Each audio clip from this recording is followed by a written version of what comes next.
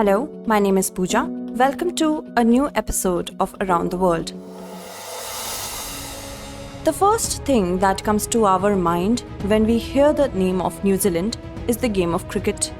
We all know that New Zealand is a fine cricket-playing nation. But the deep bilateral relations between India and New Zealand are much comprehensive than this.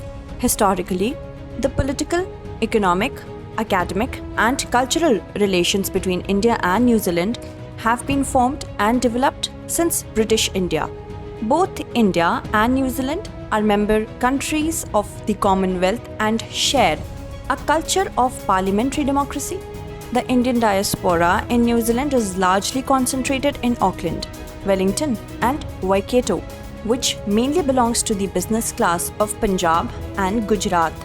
Now, the question arises that why we are discussing about India-New Zealand relations in today's episode. Recently, External Affairs Minister Subramaniam Jaishankar was on a visit to New Zealand, an island country located in the southwest Pacific Ocean.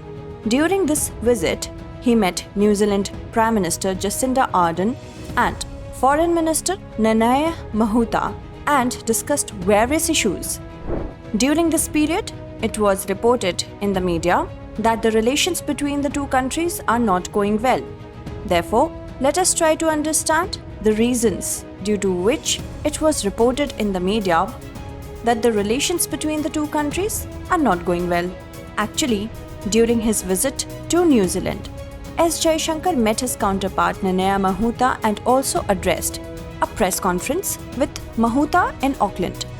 During this press conference, an incident happened due to which the points of difference between the two countries came to the fore. Actually, Indian students studying in New Zealand had returned home during COVID-19 pandemic. But many students have not yet been able to go back to New Zealand due to the non-renewal of visas of these students by the New Zealand government. External Affairs Minister Jaishankar publicly raised the visa-related issue in front of Nanaia Mahuta during the press conference, and he urged the New Zealand government to treat the students fairly and sympathetically. Responding to Jaishankar, External Affairs Minister Mahuta asked Jaishankar to speak to New Zealand's Immigration Minister Michael Wood, who was not present during the press conference, regarding the visa issue. In addition, Mahuta also pointed out to the problems faced by the students of New Zealand.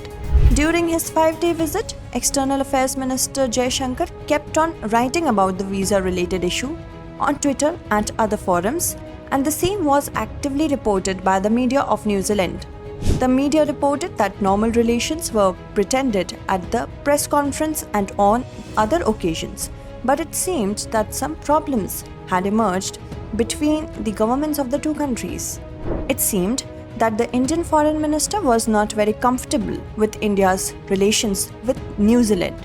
It was worth noting from New Zealand's point of view that its Foreign Minister Mahuta avoided media questions by stating that the ongoing free trade agreement with India is not a priority for New Zealand or India, while it was believed that S. Jaishankar's visit to New Zealand will give impetus to the free trade agreement. If the media reports are true, then what will be its impact on India-New Zealand relations? What are the projects that can be put on hold? The Indo-Pacific region is largely responsible for bilateral relations between India and New Zealand. New Zealand, along with Australia, has traditionally been a major partner in the Indo-Pacific region, and India's relations with New Zealand become extremely important in view of China's increasing activities in the Indo-Pacific. China's increasing activities in this region prompt India to look for an alternative partner other than Australia. China is providing funding to the island countries of the Pacific region through various means, and consequently, its presence will be strengthened in this region. However, these countries are apprehensive in view of China's debt trap policy. For this reason, China's ambitious strategy to build the China-Pacific Island bloc has gone into abeyance. The countries of the Pacific Island groups are still in a wait-and-watch situation and are looking for better strategic and economic partners. In this regard, it would be futile for India to expect cooperation from other island countries by sidelining New Zealand. In February 2020, a far-reaching strategic document, India-New Zealand 2025, investing in the relationship was prepared during the visit of the then Deputy Prime Minister of New Zealand and Foreign Minister Winston Peters to India. In this strategic document, emphasis has been laid on building a more lasting strategic relationship with India over the next 5 years. The other aspect of investing in the relationship was the free trade agreement, about which negotiations have been going on between India and New Zealand for years. But after analyzing the statement made by Nanaia Mahuta, it can be inferred that this agreement between the two countries may get stuck. The major items exported by India to New Zealand are pharmaceutical products, pearls, motor plants and plastic items, while New Zealand exports charcoal, wool, animal hair, edible fruits, etc. to India. In this regard, trade data between the two countries present a negative picture of India-New Zealand relations from 2018. In 2017, New Zealand's exports to India has reached close to 2 billion New Zealand dollars annually, but it has now come down to less than 800 million New Zealand dollars. Notably, India was New Zealand's 10th largest trading partner till 2016. At present, India has dramatically become the 15th largest trading partner of New Zealand. The two ministers also discussed strategies for the COVID-19 pandemic and lockdown during S. Jaishankar's visit to New Zealand. It is a well-known fact that New Zealand and Prime Minister Jacinda Ardern received special praise for the management of COVID-19 pandemic. Of course, all countries have imposed their own rules and restrictions to deal with the COVID-19 pandemic. But India has yet to learn a lot from New Zealand in the areas of COVID management. Despite signs of easing in relations between the two countries, the Labour government of New Zealand has shown limited interest in furthering ties with India. The way New Zealand has shown strictness in the travel rules related to corona, there is a need to give more time to India by New Zealand without expecting immediate payment.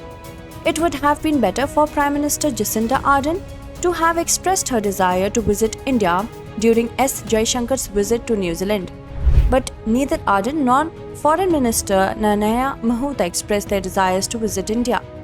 Interestingly, Jacinda Ardern visited China in August 2022. Significantly, New Zealand is still maintaining its positive stance with regard to the International Solar Alliance established by India in 2015. In this regard, India needs sustained commitment and high-level government engagement at a long-term level to take forward relations with New Zealand.